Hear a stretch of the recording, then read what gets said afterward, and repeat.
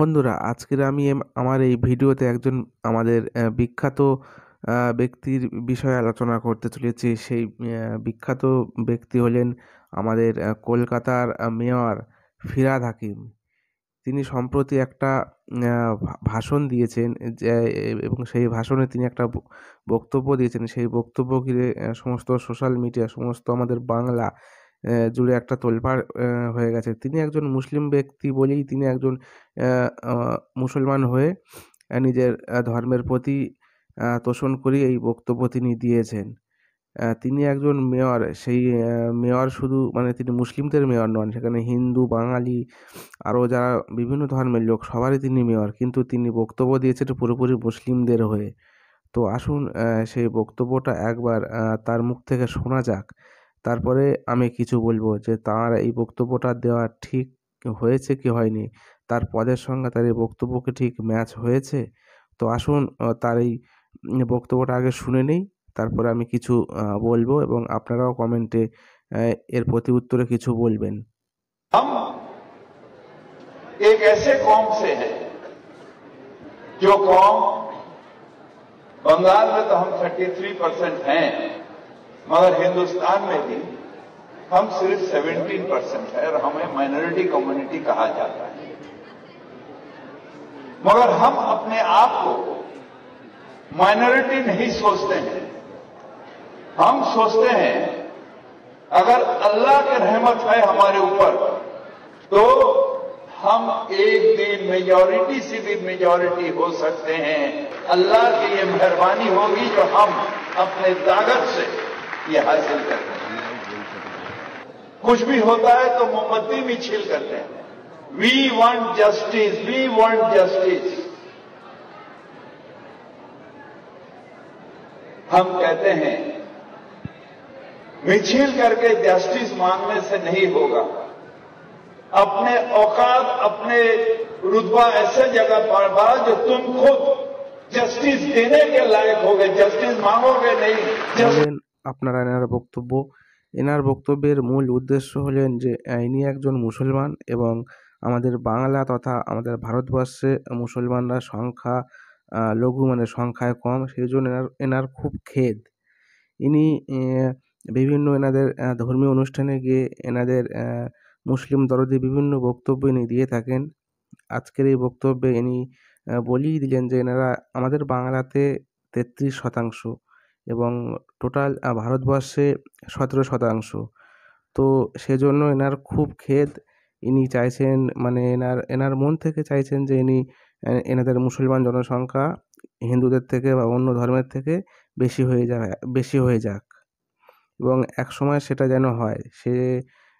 সেটাও তিনি স্পষ্ট বলে দিয়েছেন যে আল্লাহ যদি চায় তো সেটাও একদিন অবশ্যই সম্ভব হবে।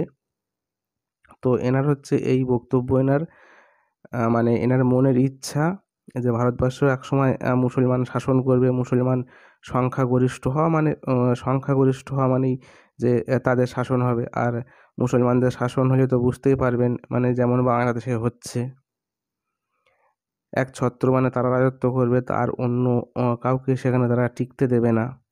এমনও হয়তো মনোভাব আছে আমাদের মেয়র সাহেবেরও মনের মধ্যে।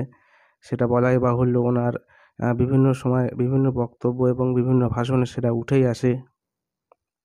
তিনি এর আগের একটা বক্তব্যে তিনি বলেছিলেন যে যারা ইসলামে জন্মগ্রহণ করেনি তারা সবাই দুর্ভাগা। মানে যারা মুসলিম ছাড়া বাকি ধর্মের লোকেরা সব দুর্ভাগা, তাদের মানে ভালো নয়, ইসলামে যেহেতু তারা জন্মগ্রহণ করেনি।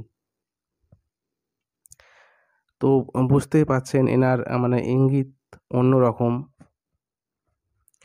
এই নিয়ে ইনি বিভিন্ন এনার বক্তব্য নিয়ে বিতর্ক হয়েই থাকে।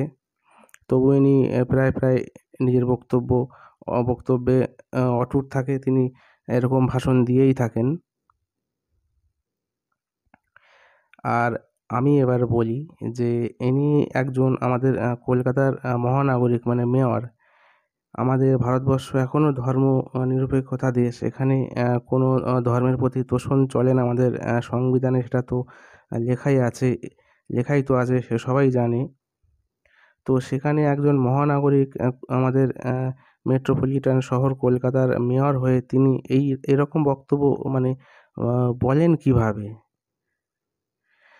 যে আল্লাহ যদি চায় তো তারাও একদিন সংখ্যাগুরু হবে এবং তারাও আমাদের এই দেশে শাসন করবে।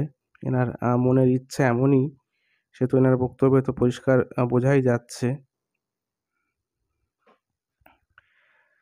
তো নিরপেক্ষতা দেশ আমাদের ভারতবর্ষ এবং সেকুলারিজম, তো সবাই সেটা মানে, কিন্তু আমাদের মেয়র সাহেব যখন নিজের ধর্মের কোনো অনুষ্ঠানে যান সেখানে গিয়ে তিনি ভুলেই যান যে তিনি ধর্মনিরপেক্ষ দেশে বাস করছেন। তিনি একজন মুসলমান এবং মুসলমানদেরকে নিয়েই তিনি এগিয়ে যেতে চান, বাকি সবাইকে পিছনে ফেলে।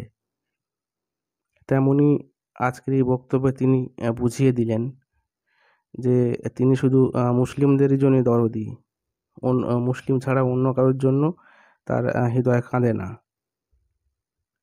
এই নিয়ে সোশ্যাল মিডিয়ায় তো তুমুল ঝড় উঠেছে, আপনারা দেখতেই পাচ্ছেন। এবং শেষ পর্যন্ত মেয়র সাহেব ক্ষমাও চেয়ে নিয়েছে, নিজের ভুল স্বীকার করেছে এবং তিনি যে তৃণমূল দলের যে একজন মানে নেতা, তৃণমূলের দল থেকেও তাকে কটাক্ষ করা হয়েছে। বিভিন্ন তৃণমূলের অন্য অন্য লিডাররাও এই বক্তব্যকে ঘিরে বিভিন্ন তাদের মত প্রকাশ করেছেন। তাঁর এই বক্তব্য মানে করা উচিত হয়নি। তৃণমূল দলের পক্ষ থেকে এমন বক্তব্য এসেছে যে তারাও বলেছে যে ফিরহাদ হাকিমের এই বক্তব্যের সঙ্গে তৃণমূলের দলের কোনো যোগাযোগ নেই। তো মেয়র সাহেব এই বক্তব্য তো করেই ফেলেছেন, এখন মেয়র সাহেবই জানেন তার মনের ভেতরে কী আছে। তিনি ক্ষমাও মিডিয়ার সামনে এসে চেয়ে নিয়েছেন। তো আপনারা কী বলবেন? আপনারা মূল্যবান কমেন্ট আপনারা করবেন কমেন্ট বক্সে ফিরহাদ হাকিমের যেই বক্তব্যের পরিপ্রেক্ষিতে। তো আমার জাস্ট এই ভিডিওটা আজকের এজন্যই বানানো, ফিরহাদ হাকিমের এই বক্তব্যকে ঘিরে। তো আবার দেখা হবে পরের ভিডিওতে।